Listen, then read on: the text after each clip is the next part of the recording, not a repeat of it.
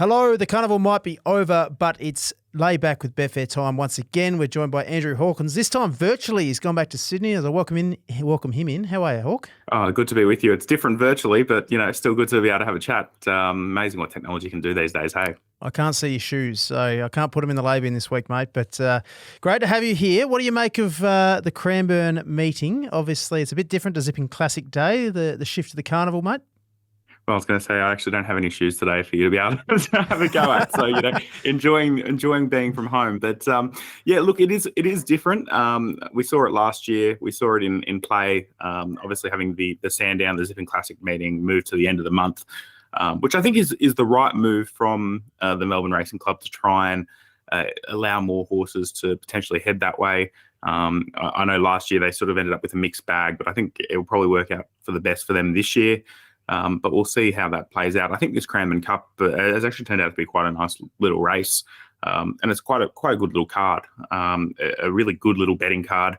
We obviously head to Ballarat next week as well, and I'm expecting much the same. So I like the idea of putting these sort of provincial tracks into the mix here. Obviously, the same happening in New South Wales with Newcastle this week, Kembla next week, and I think it's a really good way to sort of mark the end of the Spring Carnival, but also then the start of the summer, and still provide good betting opportunities, which is what we all want. Yeah, we head to Perth as well for the Winterbottom and the carnival over there, so we might get a couple of guests over there to talk about the WA racing in the coming weeks as well, Hawk. But a few shows around in Melbourne. We'll touch on the Cranbourne Cup, the Apache Classic, then we head to Newcastle as well, as you touched on. We've got a good meeting there, the Hunter $1 Million race. They just keep going up your way, Hawk, these massive prize money races.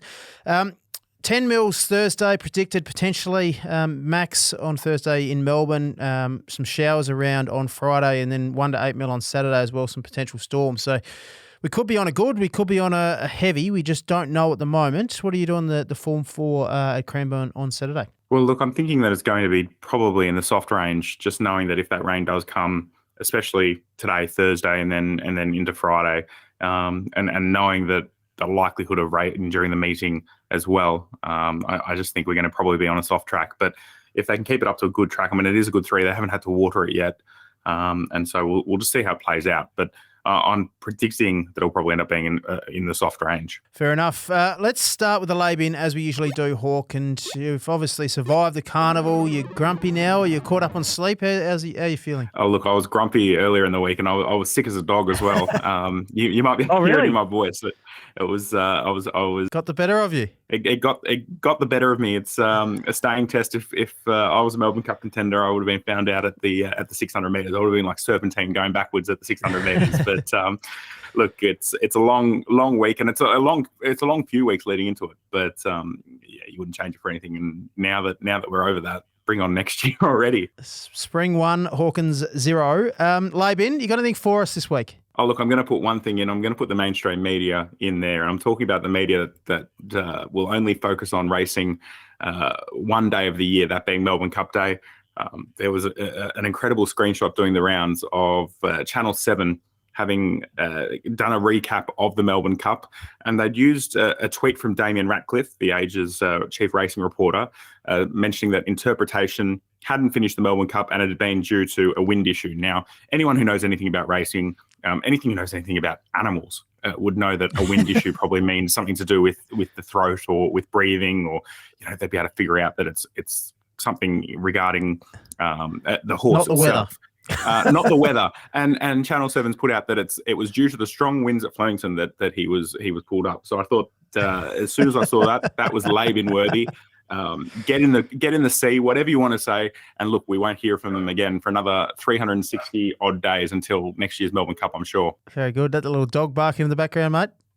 It is. I don't know where he's. I don't know what he's barking at. I'll have to go and have to chase him down in a moment. But that's all right. Yeah, he can go into Laban as well. Love it, mate.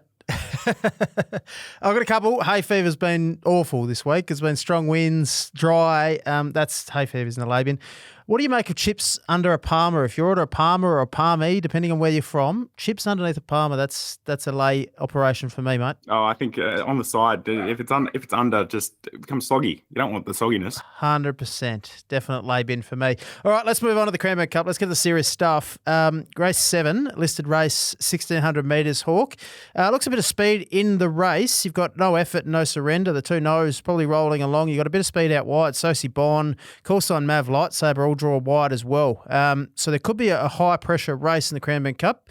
Which way are you leaning? I agree completely. When I was looking at the race, and obviously Johnny's agreeing with me as well, it looked like a race with plenty of speed. As you said, no surrender, no effort moving forward. Call sign Mav can go forward. Buffalo River, we know how quick he can be. It just looked like speed. So I was thinking you're wanting something coming from off the speed, something that probably wouldn't be too far away, but something that was going to be able to sustain that speed and that pressure and to be able to thrive off it. The two horses that I came up with, which I think most of the market has come up with, are Visionary and Uncle Bryn. I just thought Uncle Bryn was probably going to get that slightly softer run in behind. I think he's coming off the right form line. Visionary, obviously good enough last time out, but I just think Uncle Bryn, to me, when I was looking at the race over and over again, I just kept coming back to that Sale Cup win. I thought that was a really dominant effort. And I didn't think he was too bad last time out in the Five Diamonds, which was obviously last weekend. Coming off the weeks back to the mile, I think is going to really suit. So for me, Uncle Bryn was the way I was going, and I can see that Betfair punters have been piling into Uncle Bryn as well. So I think there's going to be a few of us on that bandwagon. Yeah, good market support on betfair.com.au for Uncle Bryn in that Five Diamonds run. He was very good. He came with a barnstorming run to win a Sale Cup on October 3, I think it was. Ties into a lot of these. I think the form's the right form, and I think he's clearly the horse to beat. He maps all right from 8. He'll get back, but he'll be charging home late. Belplaceur comes into the race if it's a wet track, just needs it wet. Visionary, obviously the market fancy. I can see call sign Mav improving sharply. He mixes his form, and obviously he won the Rupert Clark on an absolute bog track, but he's okay on a firm track, and tongue tie on, which is an interesting gear change. So I'll be having him in the quaddies as well in the multiples. But I agree with you. I got Uncle Bryn on top there in the Cranbourne Cup. Let's head to the Apache Cat Classic. What a horse he was. He was a cult figure. He had the baldy face. He was a star of the turf, and it's a good race named after him. 1,000 metres, Hawk again. You'd expect a lot of speed here, and that's what we get over the 1,000 metres. Who are you leaning to, and who are you against? Yeah, I agree completely. Again, speed, it just looks like plenty of speed engaged. We know how fast a horse like Midwest is. Horses like Ancestry can go forward. Horses like Sartorial Splendor, probably better suited around down the straight, but even still. And even a horse, like down the bottom, Rattle and Bang, he can probably push forward from that wide gate as well. Looking at the race, I was thinking Jigsaw was the one that was going to get the suck run in behind them. He's a horse that has probably disappointed a little bit, Jigsaw. I think there were really high hopes for him early in his career. I think I remember him running in a maiden, beating Artorias, or Artorias beat him, but it was quite good form as a 2-year-old. Probably didn't build on that. He won his debut by 3.5 lengths. I think it was. Geelong beat Artorias home by 3.5 lengths, if you don't mind. So that's pretty good form. And then he got sent around at a short price in a Blue Diamond Prelude. That's right. And so I remember the big boom on him, and then obviously failed to fulfill that. But then we saw earlier this year, we saw him managing to put a couple together on end, and just from there he was able to keep building. Actually, I'm just looking at that Blue Diamond Prelude where he was short. General Bow won, but Animo was second. So good form lines as a 2-year-old. As a 2-year-old, but the thing is I've always thought he had the ability. I think the 1,000 is probably suitable for him. I think he just gets that suck run in behind, coming into this fresh. I'm just thinking that if he can get the right trail up in behind, he's the one who I'd want to be on here now. I was looking at the Betfair market earlier, and he was the only one that was really drifting of the lot of them. So obviously the market not so much in agreement, but look, for me, I'm happy to have something on Jigsaw in here. Yeah, you make a good point, because he does camp off the speed. Ethan Brown lightweight here, 1,000 metres first up. He won a Cranbourne jump out really nicely leading in, or a trial leading in. He does camp in behind the speed. He just might need luck, Hawk, from that barrier, from barrier 1. That's the query for me. But if he gets it, I agree. I think he's a main hope. He goes into the multiples. Midwest trialled up really, really nicely the other day at Flemington, and Ranting was in that trial and went really nicely as well. So that's a key form reference, that trial at Flemington. I've got both of those right in the mix as well. Ranting probably gets a nice run as well here from barrier 3. Midwest is a speedster. You'd expect him to trial well.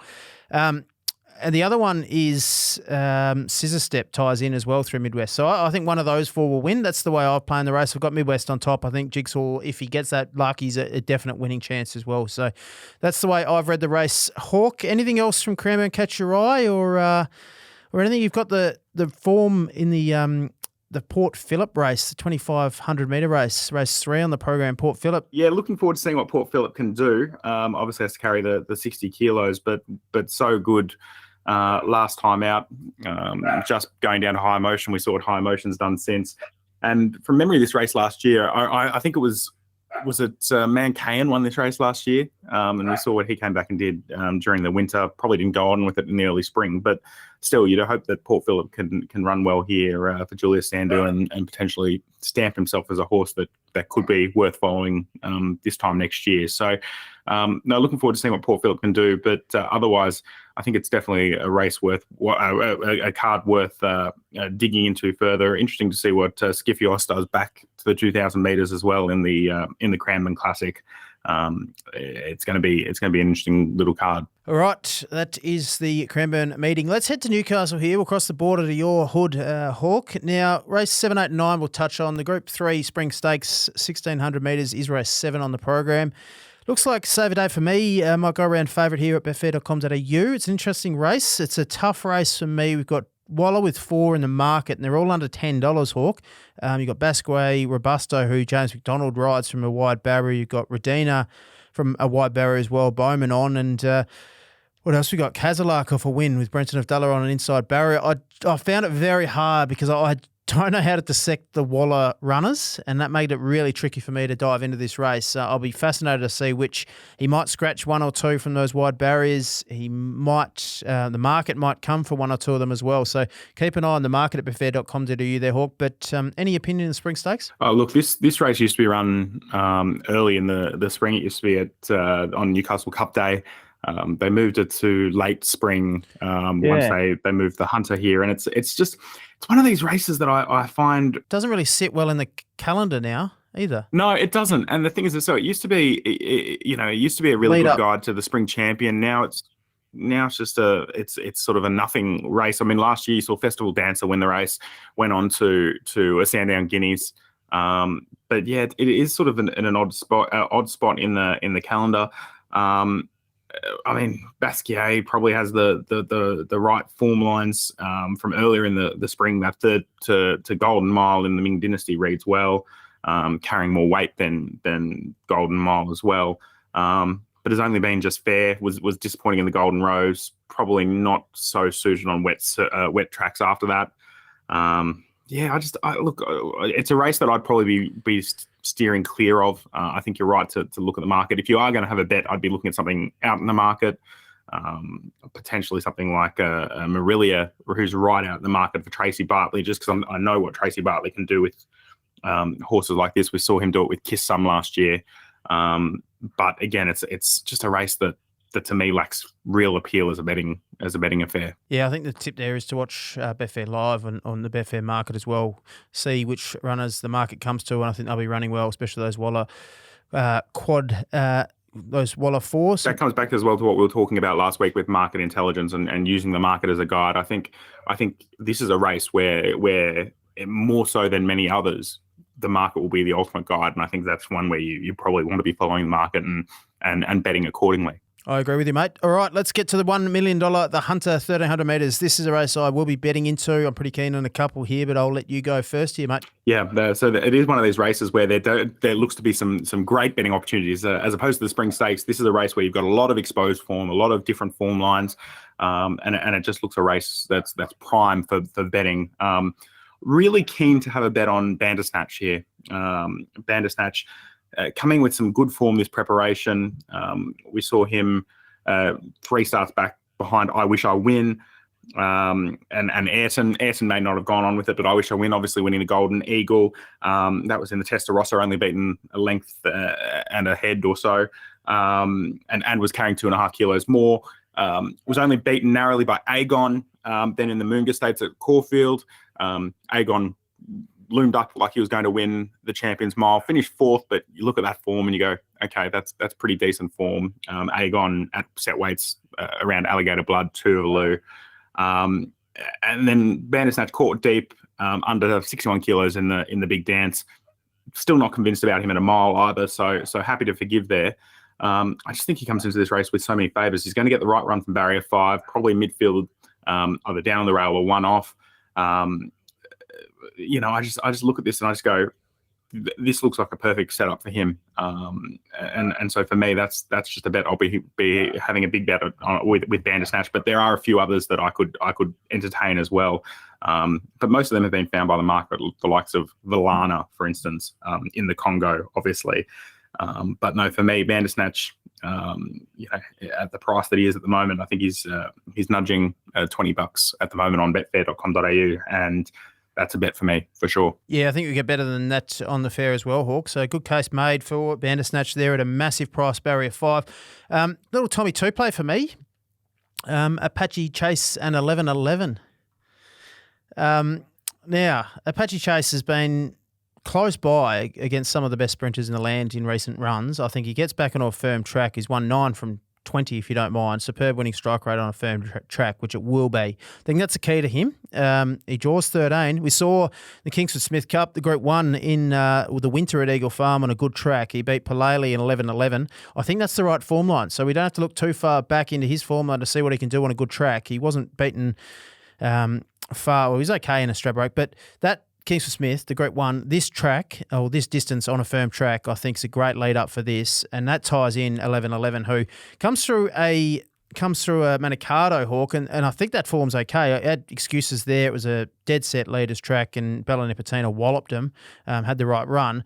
But this Berry jumps on board, draws wide, but will be absolutely charging late. So Tommy 2 play there, 11-11 and Apache Chase. I'm pretty keen to be against in the Congo as favourite here. He's my lay in the race for sure. I just think he's too short. There's too many hopes here. And I know he likes a firm track and he rolls it along up on speed, and he's pretty hard to run past at times. But I just think he's always quite short in the market, and he hasn't won for a little while. So he's only won 3 races in his career. He's too short for me. He's really one of those horses that just needs so many favours. If he gets those favours, he's electric. But I can see what you're saying there. I mean, to be frank, I backed 11-11 in the Manicato. Obviously, once the rain came and we, it ended up being pushed back to the Saturday. Less confident there, but look, I think 11-11. If Tommy Berry can find a spot from 16, then yeah, no, I can definitely, I could probably join you. And I haven't got a 2-play nickname, but you'll have to give me one. And might have to join you there with 11-11. Love it. Yeah, Tommy 2 play for me, 11-11 and Apache Chase in the $1 million The Hunter. Race 9, I'm also keen to play here. Benchmark 88, 1,300 metres. Have you got an opinion of the race? Yeah, I mean, look, it's going to be interesting to see if Waihaha Falls gets that run in the Hunter, which I'd say is unlikely. Still, 63, 61.5 once you take the claim in. I mean, Waihaha Falls very, very progressive, but still you're getting short enough there, in my opinion. Although that, I'll give him a hope in the Hunter. Obviously, he's obviously well in the market, but if he gets a run, he's a big chance. Yeah. Oh, huge play. I mean, huge chance. Yep. You look at him if he gets in there and he's down on the 52. That's. Yep. I'd prefer to see him there with the lightweight than I do seeing him with the 61.5 in the benchmark 88. Yep. Again, one of these races, I think, again, it probably depends how the race develops. I'm really interested to see if Democracy Manifest gets a run. Clearly, I haven't had enough succulent Chinese meals of late to be able to get my mouth around that. But no, look, if Democracy Manifest gets a run, again, progressive type, just like what he's doing on his way through, I think he's again going to get the right run, which is a lot of what I'm looking at in these races at Newcastle. Just the way that they can play out. If you can get the right run, I think it's going to make a huge difference. Comes with a coattail form. I quite like him here, especially as I say, meeting coattail potentially. A couple of kilos better at the weights as well. So we'll just see if he gets a run. But if he does, I think he's a big player. I'm very bullish one here at a massive price here, Hawk, and it's got a bit of my Oberon feel about it.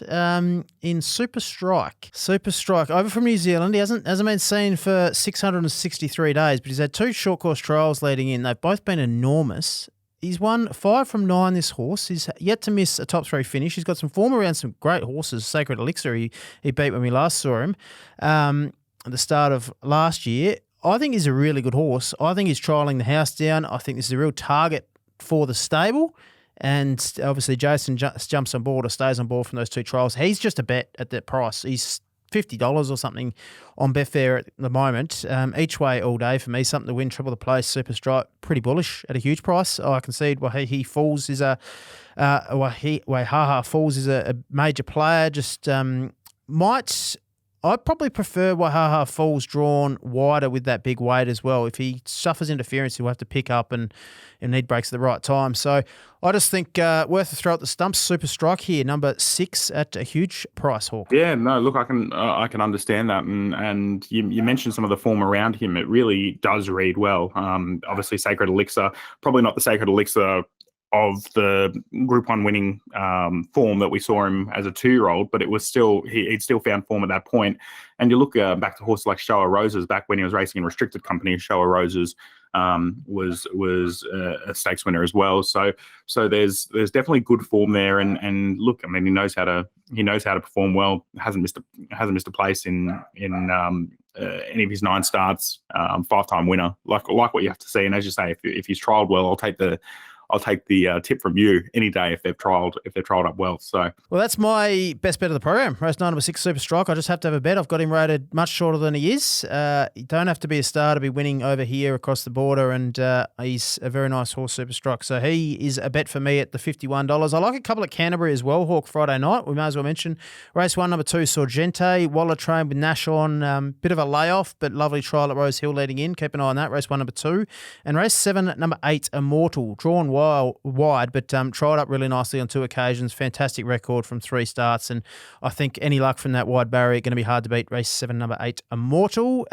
My best lay is probably in the Congo. Dangerous horse to lay because he can win really well, but I'm happy to be against him at the price. Your better bets for the programs? Yeah, look, I mean, I'm going to have to have something on Democracy Manifest if he gets a run. Bandersnatch for me is probably my all-in, best bet of the day, because I just think that win and place there, you're going to be flying. I reckon you're going to have a sight for your money. I look at it and I go, right, that's the way to go. Best lay. I've been tossing up on a few best lay types here. I mean, Visionari might have been one of them that I was considering, just because I think I just don't think Visionari is going to get into the right spot. I love Visionari as a horse. I think he's a Group 1 caliber horse, but just at Cranbourne, if he ends up posted, I just feel like it's going to end up awkwardly for him. So probably Visionari would be my lay, but look, it's great to have another competitive betting card to be diving into a week after the carnival, and looking forward to obviously next weekend Ballarat and Kembla, and then we continue with back to Sydney, but also then the Caulfield meeting, the Zipping Classic meeting. So still plenty of betting opportunities over the rest of November, Tom, and looking forward to having a few bets. And as you mentioned, Perth as well. Yeah, don't forget Perth. Obviously, plenty coming up. No, the Sydney Carnival never ends, so there's more prize money up there. Don't worry about that. Thanks for joining me, mate. It's been an absolute pleasure again. Hopefully see you in person again soon. And thanks for joining us on Layback with Betfair. Gamble responsibly. Call 1-800-858-858.